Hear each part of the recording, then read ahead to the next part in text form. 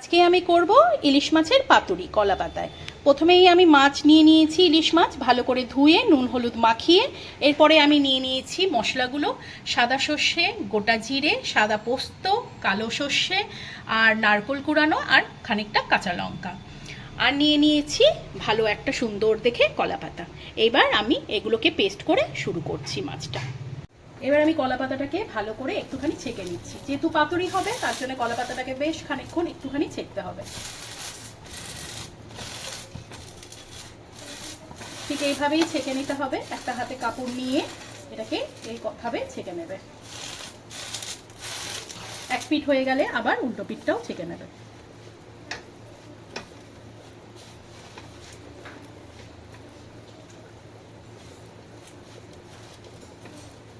ব্যাস, প্রথমে আমি দিয়ে দিচ্ছি সামান্য একদম অল্প একটুখানি জিরের গুঁড়ো, একদমই অল্প, কারণ আমি গোটা জিরেও একটুখানি নিয়েছিলাম মশলা পেস্ট করার সময়। তারপরে নিয়ে নিচ্ছি আমি হলুদের গুঁড়ো। নুন হলুদ যেহেতু আমি মাখিয়ে রেখেছিলাম তার জন্য আমি হলুদের গুঁড়োটাও অল্প নিলাম। এবার আমি দিয়ে দিচ্ছি লাল লঙ্কার গুঁড়ো। কাঁচা লঙ্কা আমার দেওয়াই ছিল তাই অল্প করেই দিলাম। এবার আমি দিয়ে দিচ্ছি নুন, স্বাদ অনুসার আমি নুনটাও দিয়ে দিচ্ছি, মোটামুটি 1 চামচের মতন।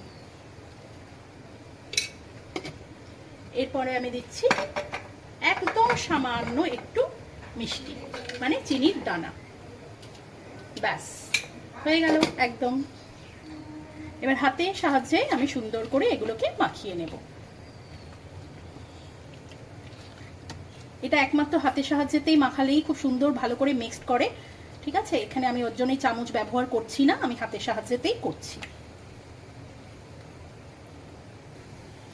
এবার আমি কলা পাতাটা নিয়ে নিয়েছি, যেটা ছাকা ছিল। তারপরে আমি নিয়ে নিচ্ছি সর্ষের তেল। সর্ষের তেলটা আমি ভালো করে আবার একটুখানি কলা পাতায় মাখিয়ে নেব। যেই জায়গাটায় আমি মাছটা দেবো সেইখানটায় আমি কলা পাতাটার মধ্যে একটু সর্ষের তেল মাখিয়ে নিচ্ছি। এবার আমি ইলিশ মাছটা এর মধ্যে দিয়ে দিলাম।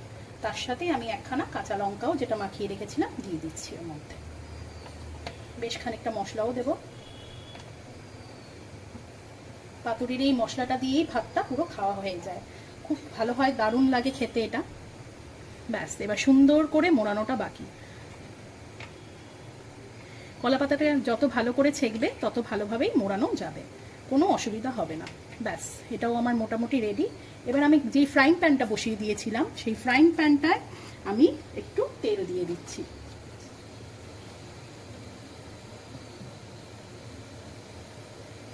একদম অল্প করে তেল দিলাম। এবার চারিদিকে আমি ছড়িয়ে দিচ্ছি তেলটাকে।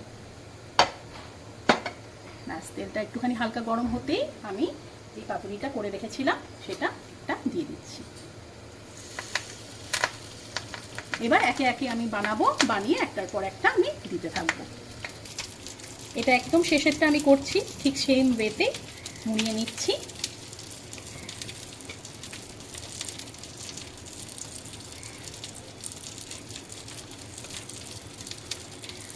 ব্যাস, এরপরে আমি এখানে বসিয়ে দিচ্ছি। এবার আমি স্ট্যান্ডিং টাইম কিছুক্ষণের জন্য রেখে দেবো। ব্যাস, এবার আমি ভালো করে ঢাকা দিয়ে স্ট্যান্ডিং 10 মিনিটসের জন্য এটা রেখে দেব। এবার আমি খুলে দেখছি এটাকে। বাহ, কি সুন্দরভাবে আওয়াজটা এত সুন্দর হচ্ছে, দারুণ লাগছে শুনতে। এবার একটা একটা করে আমি এটাকে উল্টে দেব।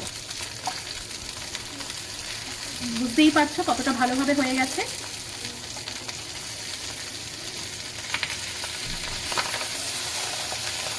আশা করি তোমরাও আওয়াজটা পাচ্ছ কলা পাতার। দেখো, ওই পিঠটা খুব সুন্দর করে হয়ে গেছে। আমি ওই পিঠটাও দিয়ে দিয়েছি। আবার স্ট্যান্ডিং 5 মিনিটসের জন্য এটা রেখে দেবো।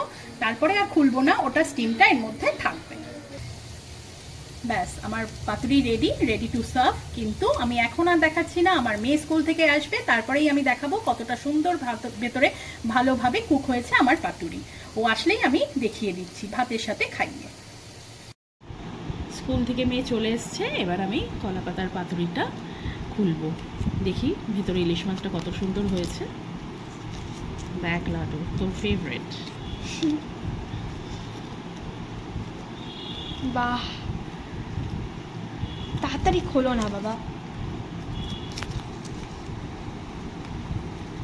ঠিক আছে। এবার খেয়ে দেখ, দেখ মাছটা কত সুন্দর সেদ্ধ হয়েছে, বুঝেছিস? সেই দেখ, আরে দাও বাবা। মাছটা খেয়ে দেখ আগে। এবার একটুখানি ভাত মেখে মাছের সাথে খা। এই লঙ্কাটা ছিল ওর মধ্যে, লঙ্কাটা দাও। এই মশলাগুলোর সাথে লঙ্কাটা মেখে সামান্য একটু নুন নিয়ে নিলাম, একটু লঙ্কাও ডলে নিচ্ছি।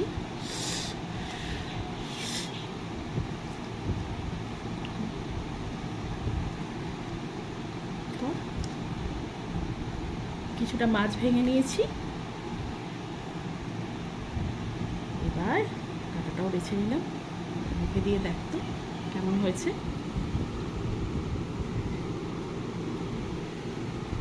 খুব ভালো।